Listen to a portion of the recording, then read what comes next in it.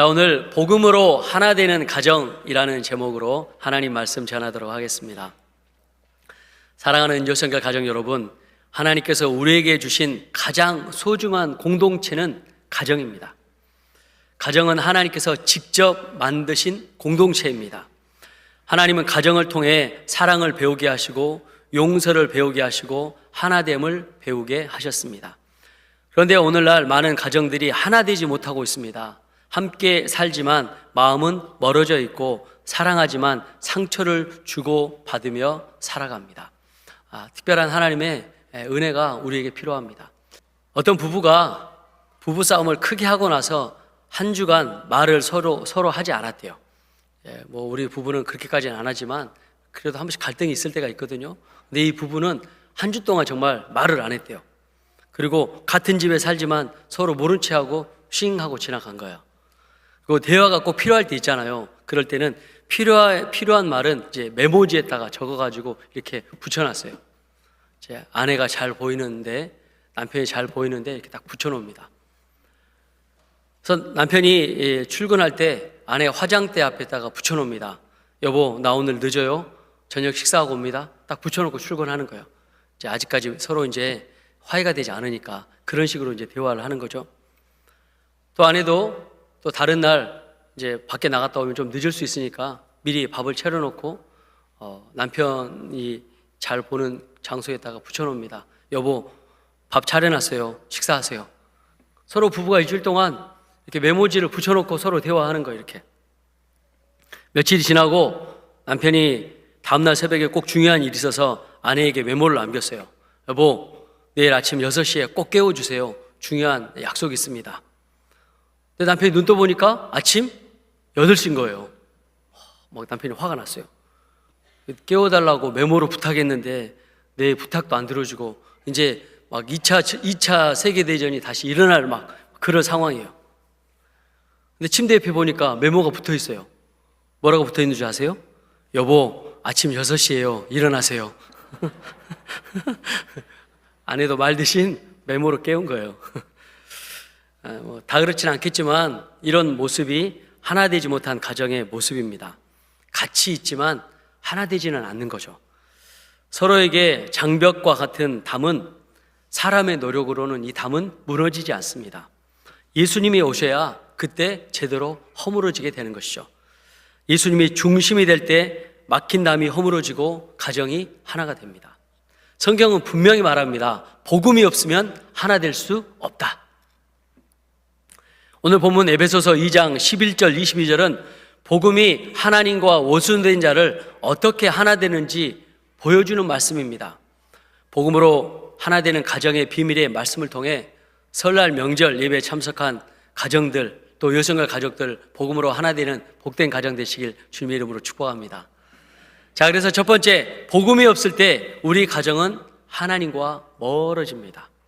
11절, 12절 말씀 몇 가지 단어와 문장을 통해 말씀 보겠습니다. 제가 11절, 12절 말씀 한번 읽겠습니다. 그러므로 생각하라. 너희는 그때의 손으로는 이방인이요 손으로 육체 행한 할례를 받은 무리라. 칭하는 자들로부터 할례 받지 않는 무리라. 칭함을 받은 자들이라. 그때의 너희는 그리스도 밖에 있었고 이스라엘 나라 밖의 사람이라. 약속의 언약들에 대하여는 외인이요 세상에서 소망이 없고 하나님도 없는 자이더니 라고 말씀합니다. 우리가 11절, 12절 말씀 중요한 단어들을 중심으로 말씀을 보면 첫 번째 바울은 생각하라 라고 이야기합니다. 여기서 생각하라라고 하는 말은 기억하라라는 의미만이 아닙니다. 지속적으로 기억하라, 결코 잊지 말라라고 하는 현재 명령형입니다. 무엇을 생각하라라고 하는 것입니까? 복음이 없이 살던 과거를 생각하고 기억하라라는 뜻입니다. 왜 우리는 과거를 기억하라라고 하나님께서 말씀하셨을까요? 그 이유는 하나입니다. 은혜를 잊지 않게 하기 위해서 너희가 과거를 기억하라라고 이야기합니다. 은혜를 잊어버리면 감사가 사라지고 감사가 사라지면 신앙은 형식으로 남게 됩니다. 그래서 하나님께서 말씀하셨습니다. 그때 너희가 어떤 사람이었는지 기억하라. 그때라는 말씀은 우리 상태를 이야기하고 있습니다. 그때는 어떤 상태입니까? 그리스도 밖에 있는 상태입니다. 이 말은 완전히 분리되어 있었다, 전혀 예수님과 관계가 없었다라는 의미입니다. 그래서 원래 우리는 그리스도와 아무런 관계도 없었던 사람이었습니다. 우리는 교회 다니기 전에 예수님과 상관이 없는 사람이었습니다. 예수님 없이 살았고, 예수님 없이 판단했고, 예수님 없이 인생을 계획했습니다. 이것이 바로 그리스도 밖에 있는 상태의 사람들입니다. 또한 이스라엘 나라 밖의 사람이라 라고 말씀합니다. 여기서 나라는 국가라는 의미보다는 하나님의 언약 공동체 시민권을 의미합니다. 그래서 하나님 나라 시민권을 말씀하는 것이 바로 여기서 말하는 이스라엘 나라라는 의미입니다. 우리는 원래 하나님의 백성이 아니었죠. 흑암의 세력 가운데 놓여있는 흑암의 자녀였습니다. 그래서 하나님의 백성이 아니었습니다. 시민권이 없다고 하는 것은 보호받을 권리가 없다라는 것입니다. 우리나라 국민이 다른 나라에 가면 그 나라 시민권과 같은 권리를 누릴 수 없습니다. 마찬가지로 우리는 원래 하나님 나라 시민이 아니었어요. 그래서 하나님의 보호를 받지 않는 사람들이었습니다. 그리고 우리는 약속의 언약들에 대하여서는 외인이다라고 이야기합니다. 외부 사람을 뜻합니다. 여기서 말하는 외인이란 완전히 관계가 없는 사람, 권리가 없는 사람이라는 뜻입니다. 하나님은 아브라함에게 약속하셨죠. 너를 통해 복을 주고 구원을 주고 하나님의 백성으로 세우겠다. 그러나 예수님을 알지 못한 우리는 하나님의 약속과 완전히 상관없는 사람, 관계가 없는 사람, 권리가 없는 사람, 약속 밖에 있었던 사람이었습니다. 본문은 우리 상태를 계속 말합니다. 세상에서 소망이 없고, 이 표현은 완전히 절망적인 상태를 말합니다. 왜냐하면 참된 소망은 하나님께만 있기 때문에 그렇습니다. 하나님 믿지 않는 사람들 돈에 소망을 둡니다. 건강에 소망을 둡니다. 자녀의 소망을 둡니다. 그러나 그것들은 모두 무너질 수 있습니다. 진짜 소망은 죽음을 넘어서 천국에 대한 소망이어야 합니다. 하나님 나라에 대한 소망이어야 됩니다. 그 소망은 오직 예수 그리스도 안에 있습니다. 그리고 오늘 본문 마지막에 이렇게 말합니다. 하나님도 없던 자이더니, 여기에 사용된 헬라어가 아테오이라고 하는 단어입니다. 이 단어가 바로 영어 단어 에이시스트라는 단어가 여기서 파생이 됐습니다. 이 말은 무신론자라는 뜻이죠. 그래서 하나님도 없던 자이더니, 이 말이 이 무신론자라는 영어 단어 에이시스트가 나오게 된 거죠. 그래서 원래 우리는 하나님이 없던 사람, 하나님과 관계없던 사람, 무신론자. 그래서 이것이 바로 가장 인간의 비극적인 상태를 말하고 있습니다. 사도 바울은 우리가 하나님의 자녀가 되기 전에 우리가 어떤 사람이었는지 이렇게 11절, 12절 말씀을 통해서 계속 이야기합니다. 돈이 없는 것보다, 건강이 없는 것보다 더 비극적인 것은 하나님이 없는 인생입니다. 왜냐하면 하나님 없이 참된 생명, 참된 평안, 참된 소망도 없기 때문에 그렇습니다. 위에 있는 모든 것들이 복음이 없는 바로 영적인 상태를 이야기합니다. 흑암의 영적 상태를 말씀하는 것입니다. 이처럼 하나님과 멀리 떨어져 있으면 사람과의 관계도 멀어질 수 있습니다. 하나님과의 관계가 깨어지면 사람과의 관계도 깨어지게 되는 것입니다. 가정도 마찬가지입니다. 하나님과 멀어지면 부부 사이도 멀어지고 부모와 자녀 사이도 멀어집니다.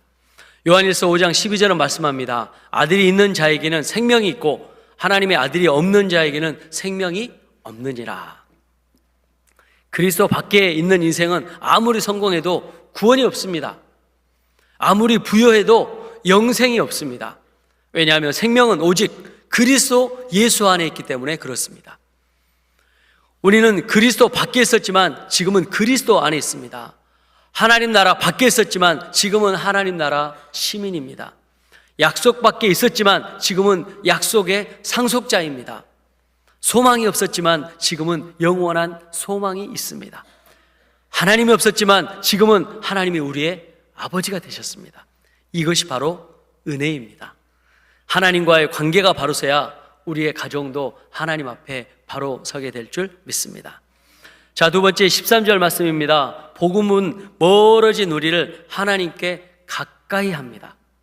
13절 말씀에 이제는 전에 멀리 있던 너희가 그리스도 예수 안에서 그리스도의 피로 가까워졌느니라 라고 말씀하죠.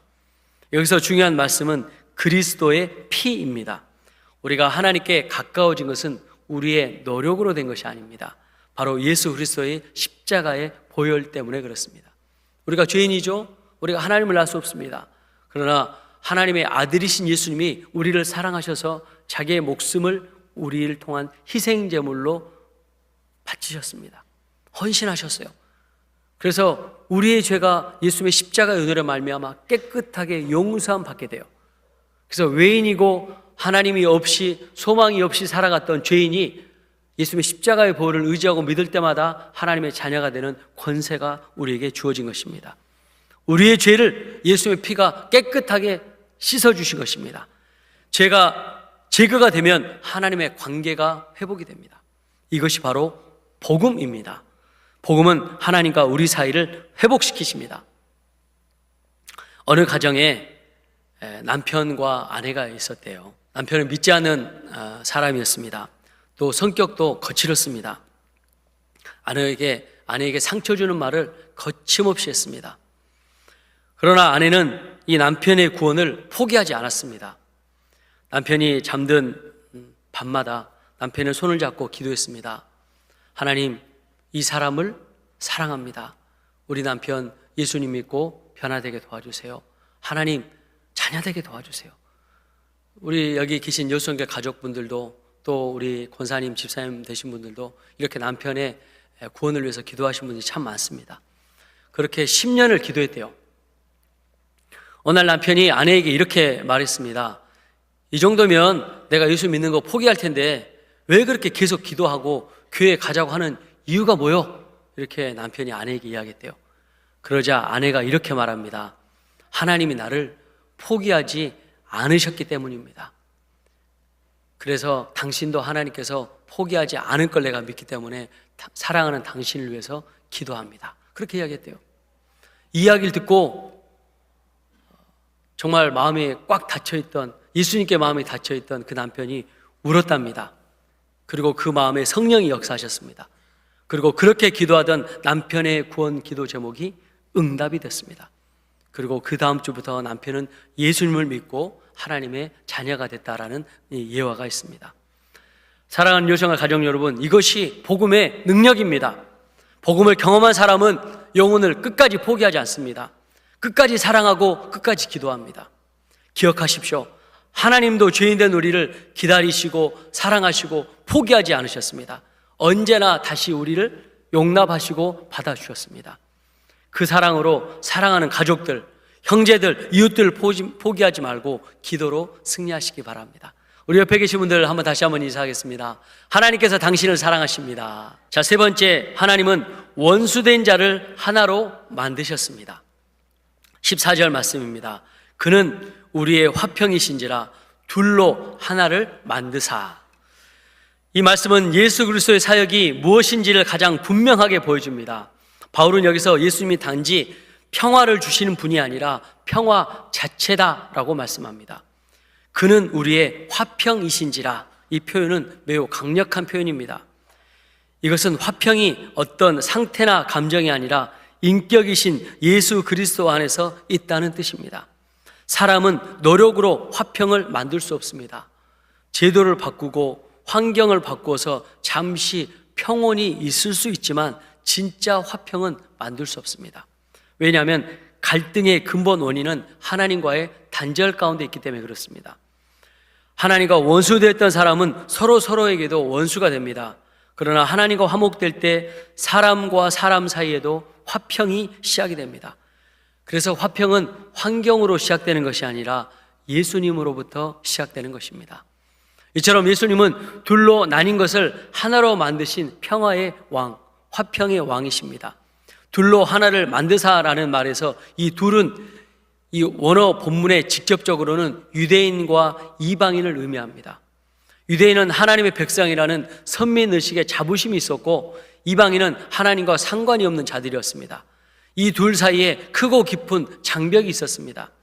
그 장벽은 문화의 차이가 아니라 영적인 장벽이었습니다. 그러나 예수님께서 십자가에서 죽으심으로 그 장벽을 허무셨습니다. 예수님의 십자가는 원수된 자를 친구로 만들고 마음이 나뉜 자를 하나로 만들고 하나님과 멀리 있던 자를 가까이 오게 만듭니다.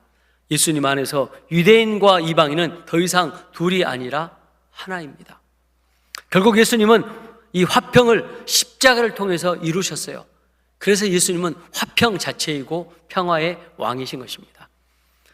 이 화평은 그냥 선언으로 이루어진 것이 아니라 대가가 있었죠. 바로 예수님께서 십자가의 대속 제물이 되신 것입니다.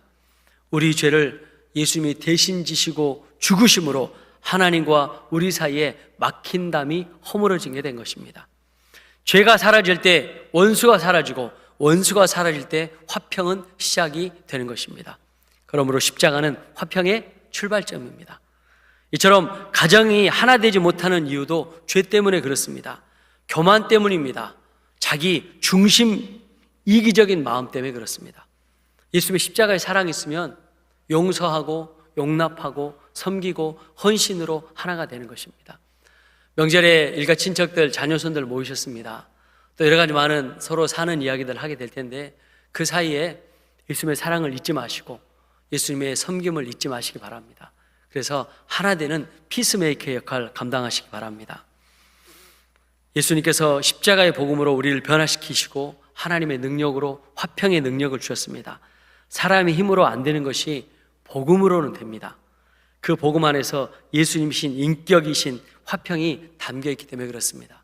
그래서 서로 모이시면 가정 예배로 하나 되게 하시고 또 안 믿는 가정 잘 하나님의 사랑으로 섬기시면 좋겠습니다.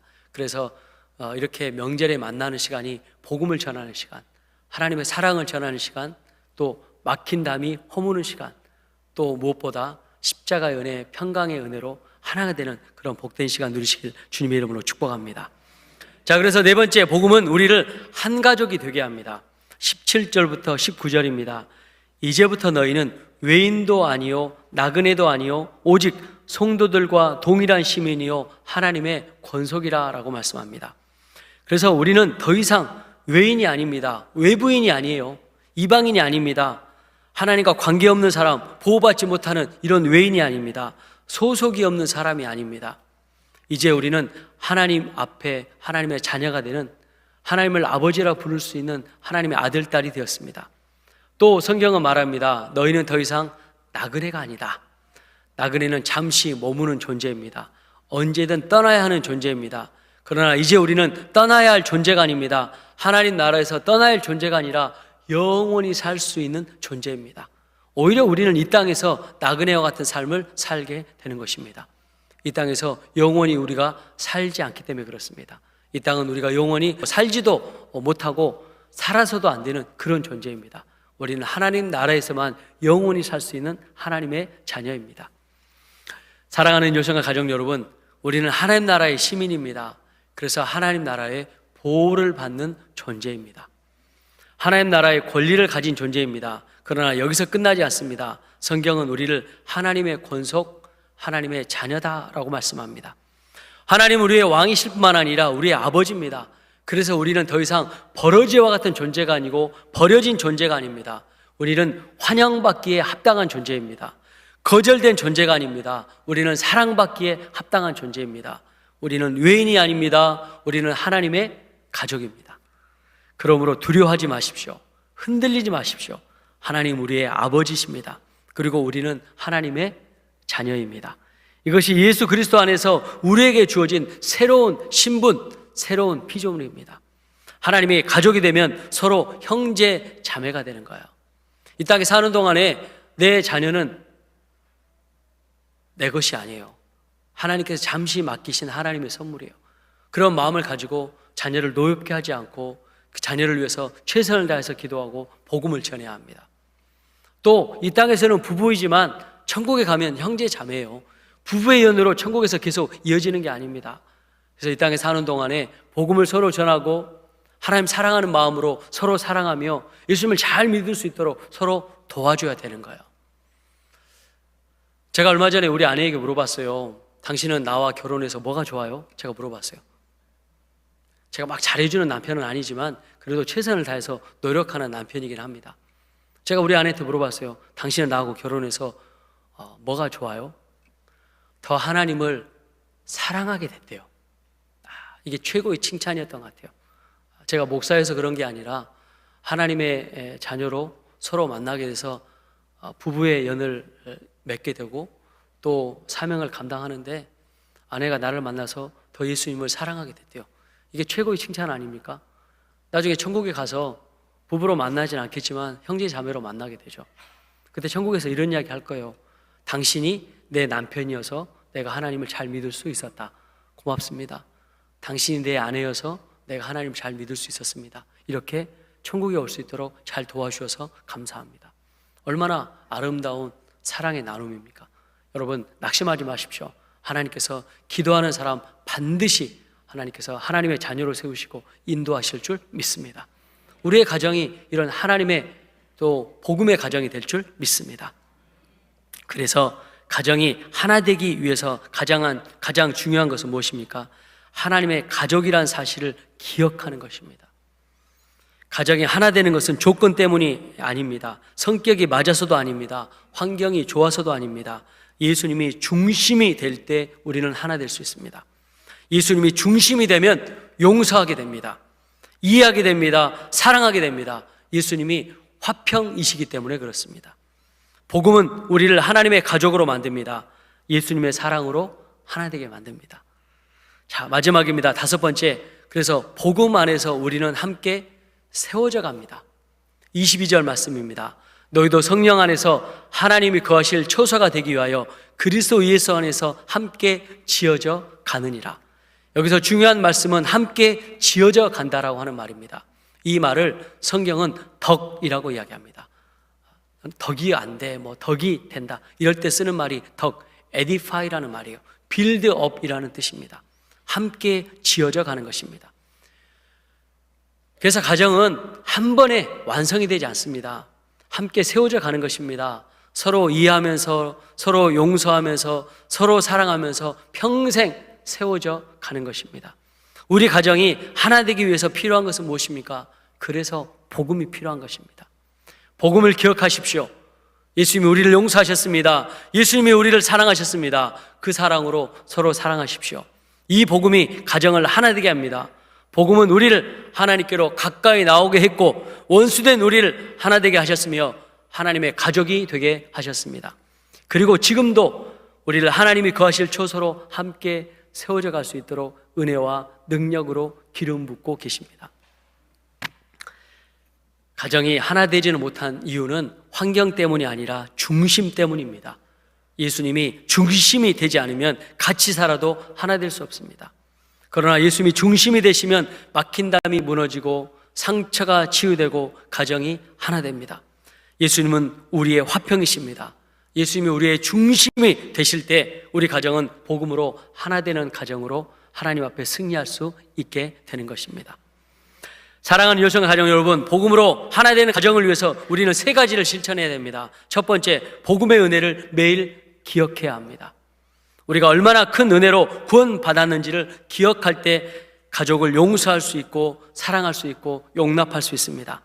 은혜를 기억하는 사람은 용서할 수 있고 사랑할 수 있습니다. 두 번째, 가정 중심에 예수님을 모시고 사십시오. 기도하는 가정이 되십시오. 함께 예배하는 가정이 되십시오. 여러분, 가정 예배가 굉장히 중요합니다. 그래서 여러분 가정에서 예배를 드려야 합니다. 자녀 손들과 함께 가정 예배를 드리십시오. 저도 우리 부모님과 함께 가정 예배를 드리기 시작했어요. 교회 다닌 지 얼마 안 됐는데 가정 예배 이 책을 선물로 받은 거예요. 담임 목사님께. 그래서 저희 아버지가 우리 가정 예배 드리자고. 가정 예배가 뭔지도 저희는 몰랐습니다. 항상 토요일 저녁 먹고 밤이 되면 가정 예배를 드렸어요. 그리고 가정 예배가 마치면 아버지가 과자를 사오라 그래요. 제가 과자를 먹으면서 서로 일주일간 있었던 이야기, 고민 이야기, 이런 이야기를 막 같이 함께 했어요. 그리고 마지막에 기도하고 이런 시간이 너무 좋았어요. 그래서 제가 훈련이 돼서 우리 가족도 가정 예배를 드립니다. 너무 바쁠 때는 이렇게 제 목양실에서 드리기도 하고, 그래서 가정 예배를 드려요. 근데 그 가정 예배가 훈련이 돼요. 매주 드리기는 쉽지 않을 수 있습니다. 그러나 잊지 않고 가정 예배를 드리는 거예요. 하나님을 기억하는 것이죠. 우리 한건 조사님이 7살 때 가정예배를 드리는데 내가 설교를 한번 하라 그랬어요. 이제 이번 주에는 네가 설교하는 거야. 아빠 내가 어떻게 설교해요? 설교할 수 있어. 내가 책을 한 권 줄게. 그래서 성경 이야기가 담겨있는 그림책을 선물했어요. 그래서 이대로 읽으면 된다고 그랬어요. 그대로 읽어요. 자, 오늘 말씀 전하겠습니다. 막 읽어요. 막 읽고 막 기도하고, 그리고 주의 이름을 3번 부르고 통성으로 기도하고. 어릴 때부터 훈련을 했죠. 얼마 전에 오후 예배에 설교를 했는데 설교하면서 감사했어요. 그때가 기억이 나는 거예요. 가정 예배 드리면서 작은 목소리로 고사리와 같은 손을 성경책을 들고 또 성경 이야기에 있는 책을 들면서 이야기했던 게 기억이 나는 거예요. 하나님이 이때를 위해서 이렇게 어렸을 때 훈련시키셨구나. 복음으로 하나 되니까 엇나가지 않고 말씀과 기도로 승리하게 되는 것이죠. 물론 자녀를 하나님 말씀으로 키우는 거 쉽지 않아요. 쉽지 않습니다. 성경에 다윗도 사무엘 같은 선지자도 자녀를 믿음으로 키우는 데 실패했습니다. 쉽지 않습니다. 영적 전쟁이에요. 그래서 하나님 은혜를 가지고 자녀를 계속 축복하고 노엽게 하지 않는 거예요. 앞서 말씀드린 대로 오랜만에 명절에 온 우리 아들, 딸들에게 너 언제 결혼할래? 이야기하지 마세요. 내 때가 아직 이르지 않은 거예요. 때가 되면 좋은 사람 만날 거예요. 여러분들이 기도한 대로 믿음의 사람 만날 겁니다. 또 왜 교회 안 가냐고 막 바가지 긋지 마십시오. 아까 말씀드렸죠. 남편을 위해서 아내가 계속 기도하는 거예요. 근데 절대 우리의 기도는 땅에 떨어지지 않습니다. 하나님의 때 상달이 돼서 그 영혼이, 그 자녀선이, 우리가 기도한 사람들이 하나님께로 돌아오게 될 줄 믿습니다. 그런 마음으로 가정 중심에 예수님을 모시고 사는 것입니다. 그리고 마지막, 서로 사랑하고 먼저 화해하는 겁니다. 끝까지 메모지 붙여가면서 자존심 갖고 있으면 낭패 볼 수 있어요. 6시에 일어나는데 8시에 일어날 수 있습니다. 여러분, 그래서 상대방이 먼저 화해하기를 기다리지 마시고 내가 먼저 손 내미는 겁니다. 예수님께서 먼저 우리를 사랑하신 것처럼 우리가 먼저 사랑하고 먼저 손을 내밀 때 복음의 능력이 가정 가운데 나타나게 될 줄 믿습니다.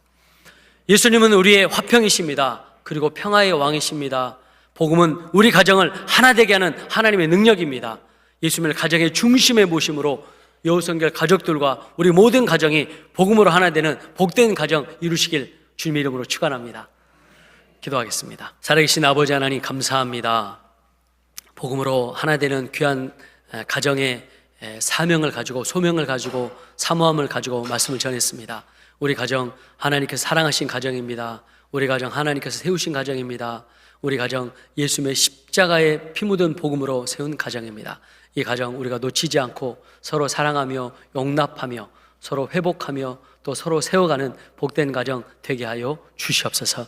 명절날 이렇게 만났습니다. 하나님 사랑하는 마음으로 서로 사랑의 마음, 복음의 은혜가 하나님 오고 가게 하시고 서로 축복이, 예수 그리스도의 축복이 오가는 복된 가정, 복된 시간 되게 하여 주옵소서. 복음을 나누는 흑암의 세력, 나사렛 예수 그리스도를 명령할 때 흑암의 세력이 떠나가게 도와 주시옵소서. 나사렛 예수 그리스도를 명령하노니 우리 가정 가운데 있는 흑암의 세력, 질병의 세력, 더러운 세력, 사탄의 세력은 떠나갈지어다. 너희가 우리 가정과 상관하지 말지어다. 너희가 있는 음부의 권세로 떨어질지어다. 하나님, 우리 가정을 지키시고 보호하시고 은혜에 더하여 주옵소서. 가정이 하나 되는 은혜로 하나님 하나 되게 하여 주옵소서.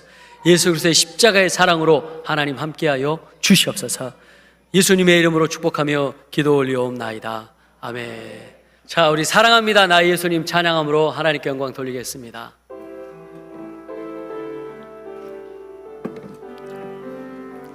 사랑합니다 나의 예수님, 사랑합니다 아주 많이요. 사랑합니다 나의 예수님, 사랑합니다 그것뿐이에요. 사랑한다 아들아, 내가 너를 잘 아노라. 사랑한다 아들아,